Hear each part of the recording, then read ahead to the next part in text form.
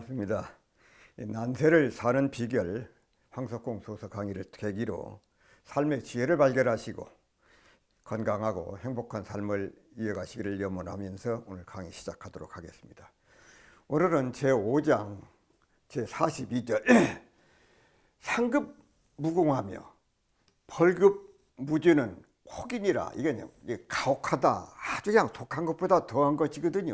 가혹하게 된다. 왜냐?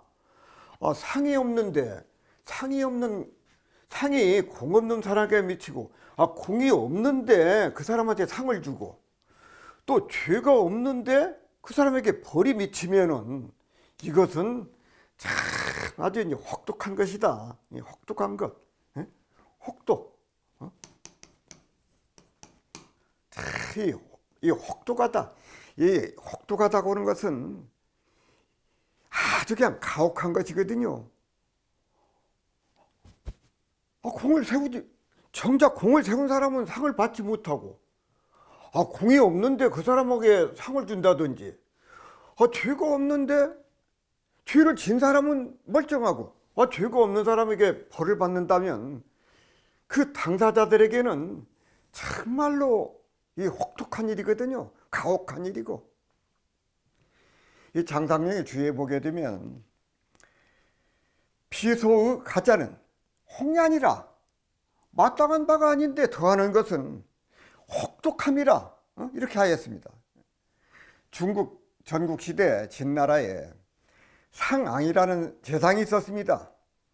그는 진나라 효공에 의해서 등용이 되어서 법에 의한 강력한 통치, 신상필벌의 원칙을 수립한 법 지상주의자였습니다.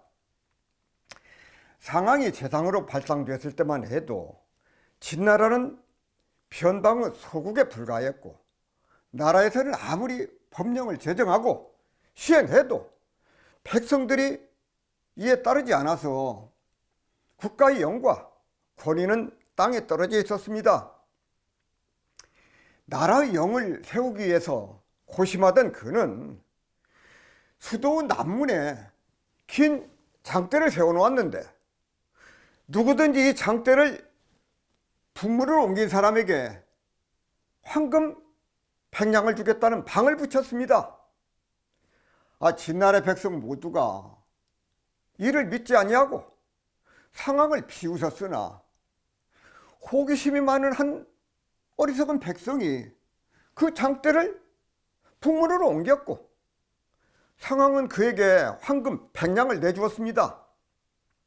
그 후 진나라의 모든 법령은 철저하게 시행되었으며 신상필벌의 원칙이 수립이 되었습니다. 백성들은 밤에도 대문을 잠그지 아니하고 길거리에 황금이 떨어져도 손을 대는 사람이 없었습니다. 결국 진나라의 상황의 법치주의에 의해서 경제대국, 부국, 강병의 기치를 기반으로 해서 마침내 천하를 통일하게 된 것입니다. 최근담에 공로와 과실은 조금도 혼동하지 말라. 이를 혼동하면 사람들이 게으른 마음을 품을 것이다. 은혜와 원한은 지나치게 밝히지 말라. 이를 밝히면 사람들이 떠날 생각을 일으킬 것이라고 하였습니다. 공로가 있으면 상을 주고 과실이 있으면 벌을 줘야 합니다. 소위 신상필벌의 원칙입니다. 만일 공로를 세워도 인정을 받지 못한다면 노력할 의욕을 상실하게 될 것입니다. 또한 과실을 범해도 그대로 내버려 둔다면 누구나 과실을 다반사처럼 범하게 될 것입니다. 그러나 이와 반대로 은혜와 원한을 너무 밝히지 말고 후대하는 것이 좋습니다. 만일 이를 지나치게 밝히면 은혜 입은 사람은 후대하고 원한이 있는 사람은 냉대한다면 그는 의심을 품고 등을 돌리려고 할 것입니다. 한비자 유저설 우상편에 신상 필벌에 관한 이야기가 나옵니다. 중국 춘추시대 진원공의 서자 중인은 부친의 애첩인 여의의 계략으로 나라에서 쫓겨나서 오랜 망명생활을 하였습니다. 19년 만에 귀국한 그는 진문공으로 등극하였습니다. 62세라는 늦은 나이에 군주의 자리에 올랐지만 파란만장한 생애 속에서 풍부한 경험이 있었고 정치를 펼치는데 주변 인재들에게 조언을 구할 줄 알았습니다. 어느 날 진문공이 오랜 충신이자 장인이었던 후원에게 물었습니다. 내가 좋은 음식을 신하에게 두루 내려주고 백성들의 집에도 술과 고기를 주리하오. 백성들에게는 공납된 직물로 옷을 만들어 입히려 하오. 이렇게 하면 백성들이 나를 위해 싸우게 하기에 충분하겠소 하고 호원이 말을 했습니다. 그런데 부족합니다. 그가 말하기를 백성들이 재산을 잃으면 관리를 보내 이를 조사하여 궁핍한 사람에게는 은혜를 베풀어주고 죄가 있는 사람은 사면해 주겠소. 이렇게 하면 백성들이 나를 위해서 싸우기에 충분하겠소. 그 대답하기를 아직도 부족합니다. 말씀하신 것들은 모두 백성들의 생존에 필요한 것을 충족시켜주는 방법입니다. 그러면서 그들에게 싸우게 하는 것은 그들에게 죽기를 요구하는 것이나 다름없습니다. 백성들이 공을 따르는 것은 그저 순조롭게 살아가기 위해서입니다. 그런데 공께서 그들의 뜻을 저버리고 그들을 죽인다면 백성들이 공을 따르는 이유를 잃어버리는 것이 됩니다. 문공이 말을 했습니다. 그러면 어떻게 해야 백성들이 나를 위해서 전장에 나서려 하겠소? 후원이 말을 했습니다. 전장에 나서지 않을 수 없게 만들면 됩니다. 나서지 않을 수 없게 만들다니 그게 무슨 말이요? 신상필벌, 귀족이전, 곧 공이 있는 이에게는 반드시 상을 주고 죄를 지은 이에게는 반드시 벌을 내리면 됩니다. 그렇게 하면 전쟁에 나가지 않을 수 없을 것입니다. 문공이 말을 했습니다. 징벌의 경계는 어디까지 하면 좋겠소? 친근한 사람이나 존귀한 사람을 피해가지 않고 잘못이 있다면 총애하는 사람에게도 형벌이 내려질 수 있어야 합니다. 문공이 말하기를 알겠소. 도덕보다 법을 중하게 여겨 형벌을 엄격하게 실시하여야 함을 강조한 한비자의 법과 사상이 그대로 엿보이는 고사입니다. 한비자는 올바른 기준으로 엄격하게 시행되는 형벌, 인재를 가려서 등용할 줄 아는 치술, 현신과 간신을 철저히 가려내는 권세, 이 세 가지가 가능한 군주의 다스림이 가장 이상적인 지국이라고 보았습니다. 이에 고사는 법치의 타당성을 일러주는 인재와 그를 곁에 두고 기울일 줄 아는 군주의 모습을 보여주는 좋은 예라고 할 수 있습니다. 신상 필벌은 공이 있는 사람에게는 상을 주고 죄가 있는 사람에게는 벌을 주는 상벌을 공정하고 엄정하게 한다는 말입니다. 조직 공영에서 가장 중요한 원칙 가운데 하나로 많은 리더들이 강조하고 있습니다. 이는 신상을 통해서 조직의 사기를 높이고 필벌을 통해서 조직의 규율을 바르게 하고자 하며 있습니다. 소세산 대종사께서 말씀하시기를 사람이 주는 상벌보다 진리가 주는 상벌을 더 크고 중하게 여겨야 한다고 하셨습니다.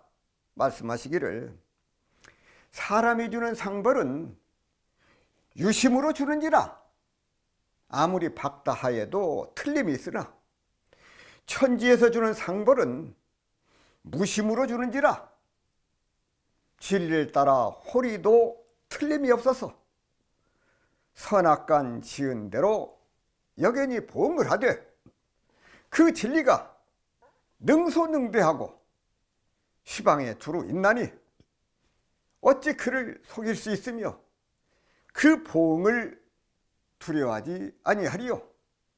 그러므로 지각 있는 사람은 사람이 주는 상벌보다 진리가 주는 상벌을 더 크고 중하게 여기느니라고 하셨습니다.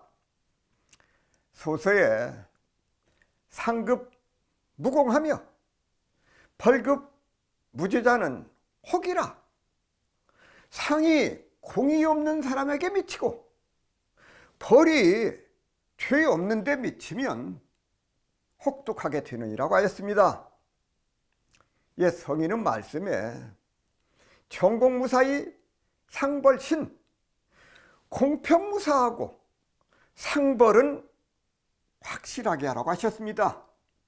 성경 말씀에 너희가 내 규례와 계명을 준행하면 내가 너희를 돌보아 너희를 번성하게 하고 너희를 창대하게 할 것이며 내가 너희와 함께 내 언약을 이행하리라고 하셨습니다. 국가나 조직을 잘 다스리기 위한 필수 조건은 공평무사와 신상필벌입니다. 신상필벌이 분명해야 합니다. 만일 공이 없는 이에게 상을 주거나 죄가 없는 이에게 벌이 주어진다면 크게 혼란해집니다. 그러나 은혜와 원한을 지나치게 밝히면 사람들이 떠날 생각을 일으키게 됨을 알아야 합니다. 한 번 더 말씀드리겠습니다. 상급 무공하며 벌급 무지는 혹이라 아주 가혹하게 된다. 혹독하다. 공이 없는데 그 사람에게 상을 줘? 또 죄가 없는 사람에게 벌이 미친다고 하면 상이 공이 없는 사람에게 미치고 벌이 죄 없는 데 미치면 이 혹독하게 된다. 자기가 공을 세웠는데도 상을 받지 못하고 다른 사람 공이 없는 사람이 상을 받는다든지 죄가 없는데 벌을 받게 된다든지 그러면 그 사람의 마음이 얼마나 혹독해질 것인가, 얼마나 원망이 쌓일 것인가. 공이 없는 사람이 상을 받으면 좋겠지요. 그러나 반대로 생각하면 공을 세우고 상을 못 받는다든지 죄가 없는 사람이 벌을 받는다든지 그 사람의 입장에서는 더 이상 가혹할 일이 없다 그 말씀. 이건 아주 가혹을 넘어서 이 혹독한 것이고 원통한 일이다 그 말씀이에요. 43절 말씀드리겠습니다. 청참 이미하며 문간 이규자는 망이라. 망한다. 나라가 망하고 그 조직이 망하고 국가가 망하는 거예요. 왜 그러냐? 참소를 듣고 아름답게 여기고 간함을 듣고 이것을 원수로 여겨? 진정으로 충언을 하는데 그것을 간과해버려, 지나쳐버려. 그리고 간함을 듣고 이것을 저런 원수 같은 놈 그런다고 그러면 그 나라, 그 조직, 그 사회는 망하게 된다 그 말씀이에요. 자, 남을 모함하는 말을 그것을 아름답다고 여기고 또 자기 목숨을 걸고 충간한 말을 원수로 하는 것, 이것은 현명한 군주가 행할 바가 아니여. 아첨한 무리가 많아지면 어진 선비들이 하나둘 떠나게 된다고. 그러면 어떻게 되느냐? 그 나라는 점점 패망의 길로 들어서게 된다고. 기둥이 흔들리면 집이 무너지고 작은 구멍이 점점 커지게 되면 제방 뚝을 무너뜨리게 됨을 알아야 합니다. 고사성어 가운데 첨전고후라는 말이 있습니다. 앞을 보고 뒤를 헤아린다는 뜻으로 중국 전국시대 초나라 시인 구런이 지은 장시 이소에 있는 이야기입니다. 이소의 리자는 만난다는 뜻이고 소는 근심을 이루는 말로 근심을 만난다는 그런 뜻이 됩니다. 이 시는 총 370여 구로 3,500여 자로 구성된 장시입니다. 구런은 초나라 3녀 대부로 자신의 모든 열정을 바쳐서 나라를 위해서 일했건만 간신배들의 모함으로 초혜원과 그의 아들 경양왕의 미움을 받아서 멀리 동정의 부군에 유배되었습니다. 그는 자신의 비참한 현실을 한탄한 나머지 고대 성군인 순리금을 통해서 자신의 정치적 이상을 비추고 하나라 운임과 상나라 탕왕 같은 어진 임금이 현자를 임명해서 선정을 베푼 일을 돌이켜보았습니다. 또한 하나라 걸주와 상나라 주왕 같은 폭군이 무도하게 나라를 망친 일을 상기시키며 지난날 실패한 왕조의 교훈을 잊지 말 것을 강조하면서 첨전이고 후회 상관민지개극 지난날에 실패한 왕조들을 돌아보고 앞날을 헤아려 봐야 된다고 하였습니다. 첨전고후라는 말은 이 시에서 유래한 말로 지난날의 실패를 소홀히 생각하지 말고 그것을 거울 삼아서 앞날의 경계로 삼게 하라는 교훈이라고 할 수가 있습니다. 이를 두고 후한서 시대에 장현전에는 전사불망, 후사치사, 전날의 실패를 잃지 않는 것은 훗날의 스승이라고 하였습니다. 영가스님은 증도가에서 관악언시 공덕이 차즉 성우 선지식이라, 나쁜 말을 관찰함이 바로 공덕이니 이것이 나에게는 선지식이 된다고 하였습니다. 관악언시 공덕이라, 악한 말을 가만히 살펴보니 이것이야말로 공덕이란 말입니다. 악은 악한 말을 관하는 것, 나쁜 말을 관찰하는 것, 이것이 공덕이라고 하셨습니다. 남이 나에게 퍼붓는 나쁜 말이 나에게는 공덕이 된다는 것입니다. 자경문에 보면 칭찬하는 말은 손도 곧 도를 상하는 일이라고 하였습니다.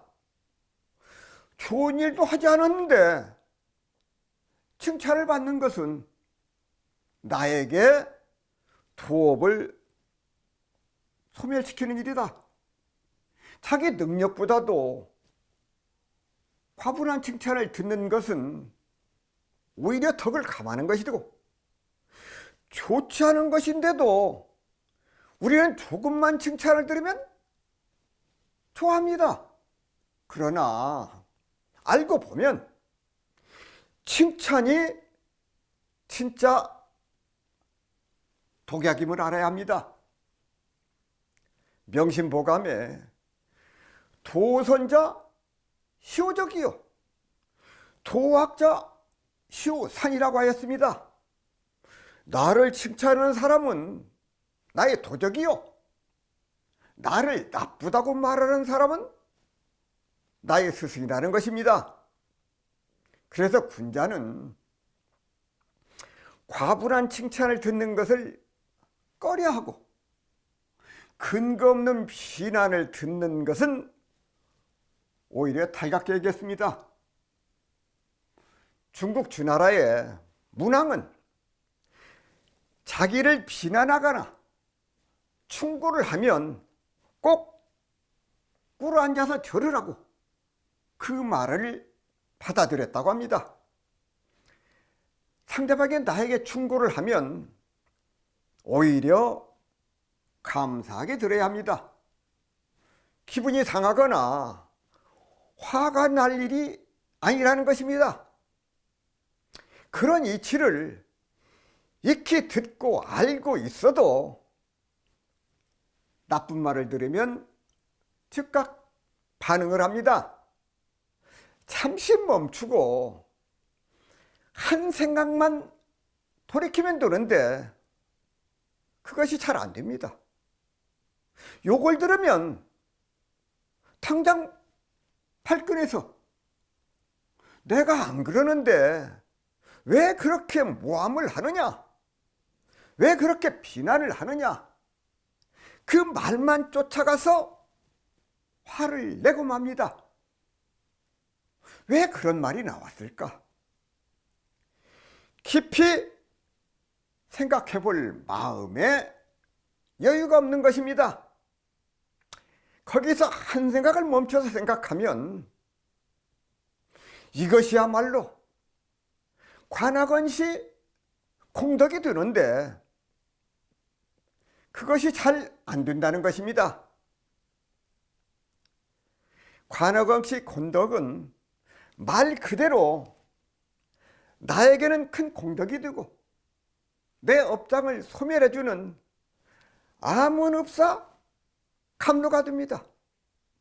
마치 감로수를 마시는 것과 같아서 더해라 더해라, 그것이 나에게는 얼마나 복이 되는지 모른다. 안 그러면 내가 업장이 많아서 일도 잘 안 풀렸는데 내가 나에게 욕을 해서 내 일이 앞으로 잘 풀릴 것이다, 이렇게 마음을 돌리고 또 돌려야 합니다.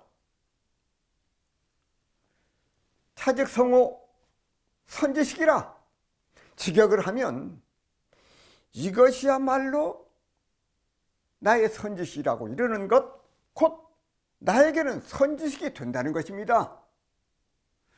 따라서 선지식을 다른 데서 찾으려고 말고 거기서 찾으라는 것입니다.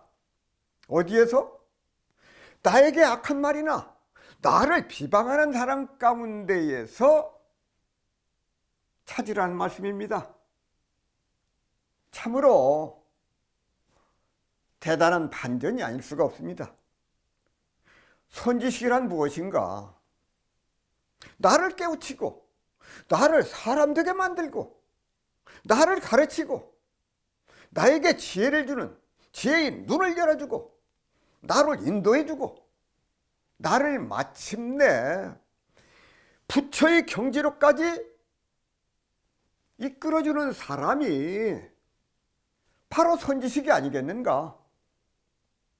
그런데 나를 나쁘다고 하는 그 말, 나를 비방하는 말을 어떻게 받아들이느냐, 어떻게 소화하느냐에 따라서 그것이 나의 선지식이 된다고 하셨습니다.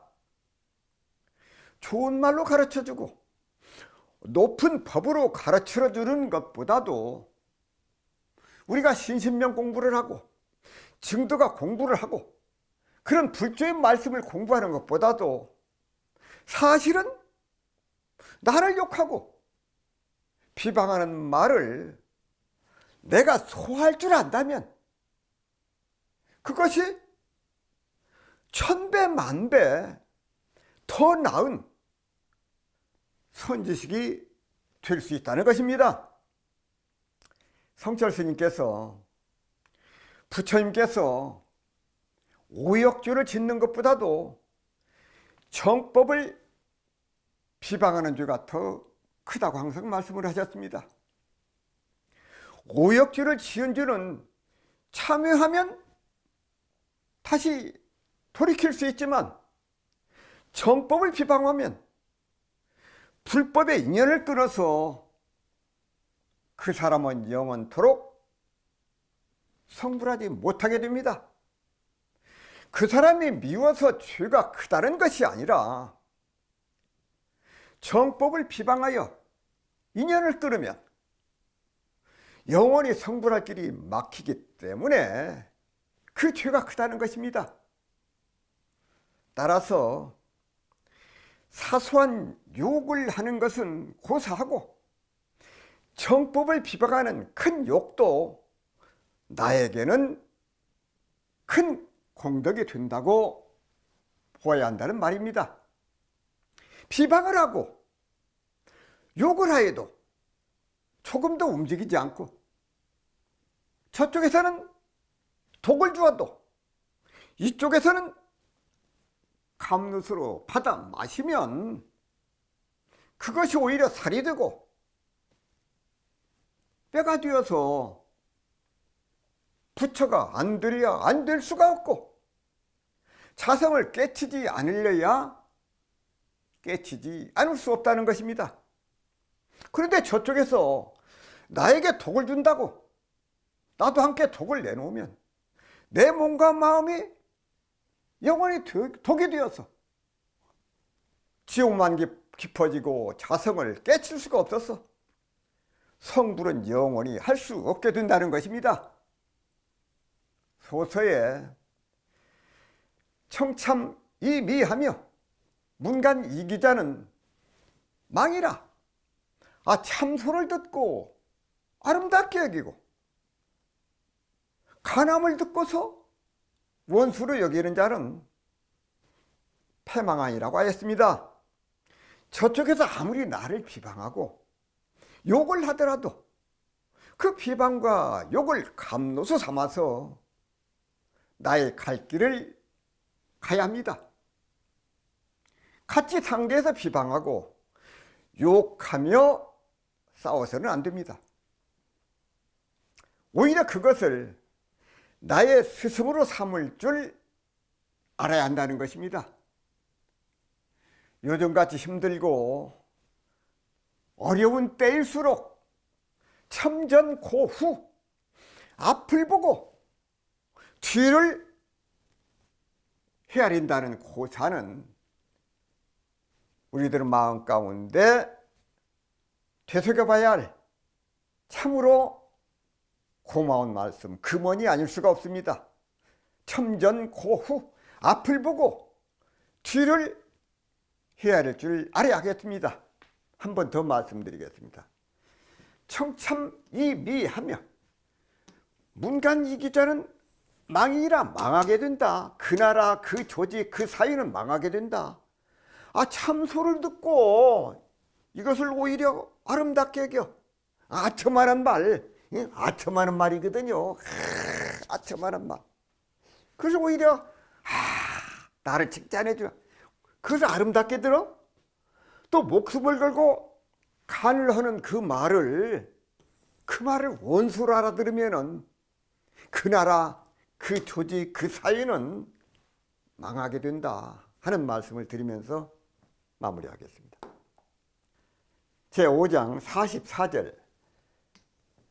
능유 기유자는 안하고 편안하고 탐인 지유자는 잔인이라.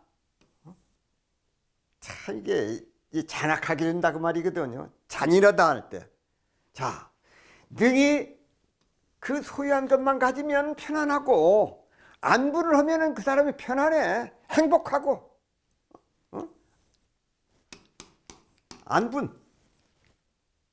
그러나 남 있음을 탐하는 자, 자기 것 가지면 되는데 남의 것까지 뺏으려고 그래.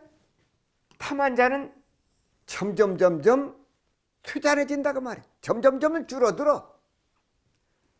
이 초발심 자경분에 보면은 삼일휴심은 천재보요, 백년탐심은 일조진이라.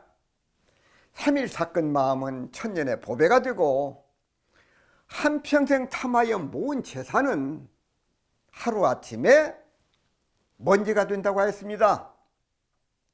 욕심을 버리고 현재 상황에 감사하면서 살면은 마음이 편안해져서 부끄러운 일을 하지 않게 된다는 것입니다. 사람의 욕심은 그 끝이 없습니다. 하나를 얻으면 10 또는 100을 얻으려고 합니다. 만족할 줄 아는 마음이야말로 행복한 삶의 근본이라는 것을 잊어서는 안 됩니다. 무엇이든지 과하지 않게 적당한 선에서 멈출 줄 아는 지혜가 필요합니다.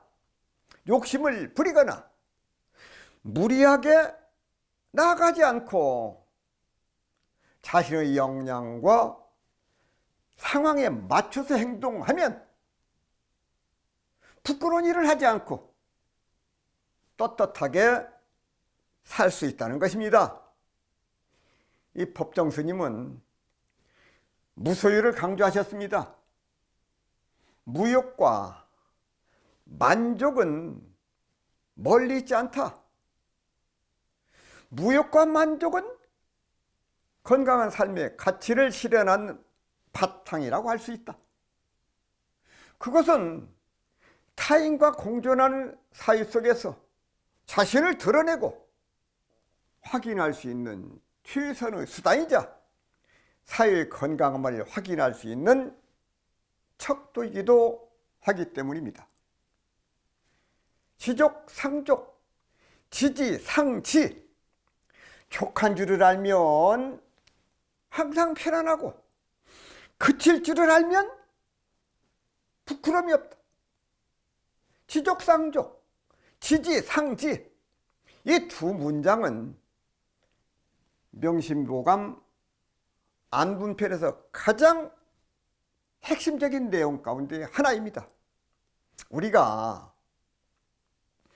행복하고 평온한 삶을 살기 위해서는 무엇보다도 스스로의 처지에 만족하고 욕심을 버려야 함을 강조하고 있습니다. 만족은 일부적인 조건에 의해서 얻어지는 것이 아니라 내면의 마음가짐에서 비롯이 됩니다. 빠르게 변한 현대사회에서 이러한 가르침은 더욱더 소중합니다. 지족상족, 지지상지. 족한 줄을 알면 항상 편안하고 그칠 줄 알면 부끄러움이 없게 됩니다. 물질적인 풍요를 추구하면서 끝없는 경쟁 속에서 살아가는 우리에게 잠시 멈춰서 자신을 돌아보고 진정한 행복이 무엇인지 생각해 보도록 이끌어주는 소중한 본문 말씀이 아닐 수가 없습니다. 세상 사람들이 좋아하는 것과 싫어하는 것 두 가지가 있습니다. 좋아하는 것은 성공과 행복이며 싫어하는 것은 실패와 불행입니다. 그러나 알고 보면 행복과 불행이 멀리 있지 않습니다. 독일의 철학자 괴테는 말을 하기를, 보라, 좋은 것은 가까이 있다. 다만 내가 잡을 줄만 알면 행복은 언제나 거기 있다고 말을 하였습니다. 행복과 불행이란 그것이 얼마나 심한가에 따라서가 아니라 얼마나 심하게 느끼는가에 따라서 우리에게 영향을 미칩니다. 결국 행복과 불행이란 내 마음속에 있는 것이며 태도와 인식에 따라서 달라질 수 있다는 것입니다. 불행이란 스스로 만들기 때문에 스스로 극복해야 합니다. 불행을 벗어나는 지름길은 바로 나 자신을 바꾸는 것입니다. 그러려면 먼저 자신의 잘못을 인정하고 자신의 장점과 단점이 무엇인지도 알아야 합니다. 그리고 나서 자신의 목표를 설정해서 자신의 행복을 추구해 나가야 한다는 것입니다. 설사 지금 불행한다고 해도 그 불행을 역설로 바꾸는 것도 바로 나 자신입니다. 따라서 마음의 짐을 풀고 허물과 걱정을 떨쳐내고 폭풍 속에서도 흔들림 없이, 그리고 어둠 속에서도 스스로 등불이 되어서 자신을 믿고 의지하며 진정한 나 자신을 찾는 꾸준한 노력이 필요합니다. 알고 보면 행복과 불행도 하나의 습관입니다. 그것을 내가 어떻게 지니느냐에 따라서 달라지기 때문입니다. 그러므로 불행한 마음에서 벗어나서 행복한 마음을 습관적으로 몸에 지녀야 합니다. 우리가 살고 있는 지구에도 밤과 낮의 변화가 있듯이 우리의 삶에도 빛과 어둠이 있습니다. 한 가지 분명한 사실은 불행한 가운데서도 희망의 빛이 있다는 것입니다. 비록 오늘의 현실이 힘들더라도 결코 삶을 포기해서는 안 됩니다. 소서에 능유기의자는 안 하고 탐인지의자는 장인이라. 능히 그 소유한 것만 가지면 편안하고 나무 있음을 탐한 자는 쇠잔해진이라고 하셨습니다. 옛글에 탐을 막고 하라, 나무 물건을 탐하지 말라고 하였으며, 태평어람에 가게 야치라, 집에서 기르는 닭보다 들에 사는 멀리 있는 꿩을 귀하게 여긴다고 했습니다. 사람의 마음은 묘한 데가 있습니다. 가게 야치는 나무 떡이 더 커 보이듯 자기 집에 있는 것은 하찮게 여기고 나머지 것만 좋게 여길 때 쓰는 말입니다.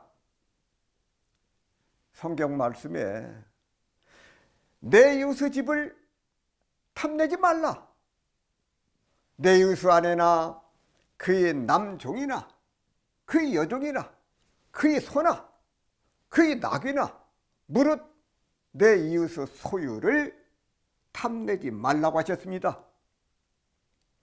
주어진 현실에 감사하는 마음을 가져야 합니다.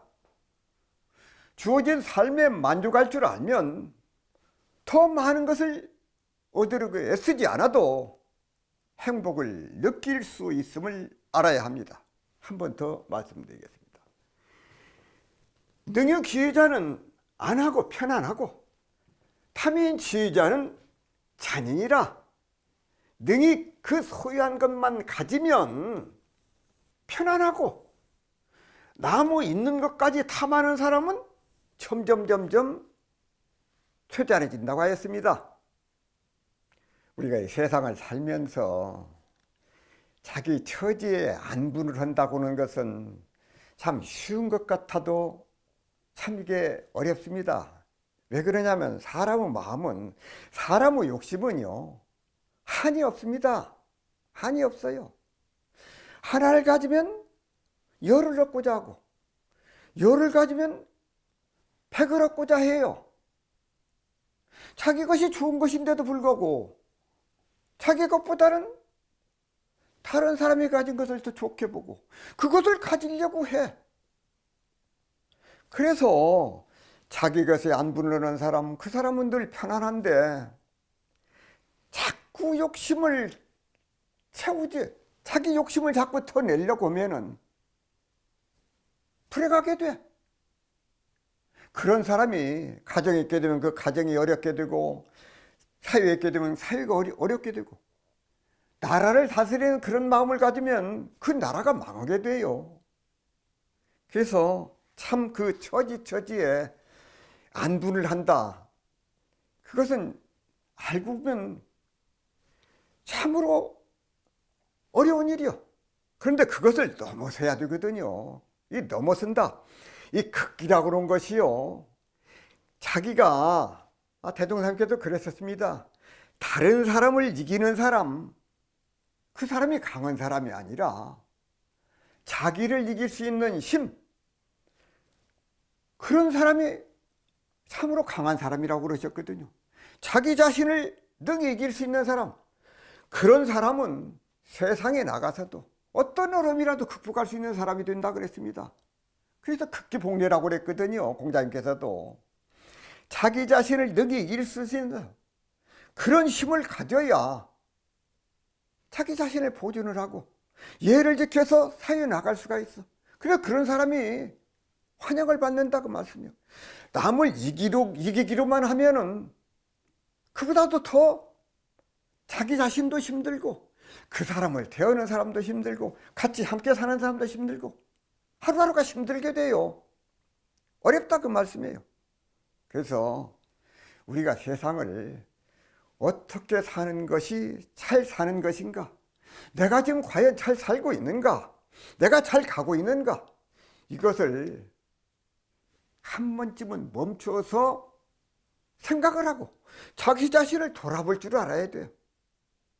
자기 자신을 비춰봐야 돼요. 자기 자신을 살펴봐야 됩니다. 남이 자기 자신을 가르쳐주는 게 아니다 그 말씀이요. 내가 나를 책임져야 됩니다. 다른 사람이 나를 책임져 주지 못합니다. 금생뿐만 아니라 영생을 통해서 나를 책임져 주는 사람, 이것은 내가 나를 책임져야 된다. 나의 말을 책임지고 나의 행동을 책임지고 나의 마음을 행동을 내가 책임져야 돼. 왜? 모든 것이 나의 짓는 발에 따라서 선과 악이 나눠지고 죄와 복이 나누어지고 진급과 간급이 나누어지고 그렇습니다. 그래서 우리 교도님들께서도 항상 바쁘게 살면서도 내 자신을 돌아보고 내가 과연 지금 잘 살고 있는가 하는 것을 늘 반성하고 살피고 돌아볼 줄 아는 그런 그 지혜와 능력, 그런 공부를 표준 삼아서 해나가시기를 염원을 하면서 오늘 강의를 마무리하도록 하겠습니다. 감사합니다.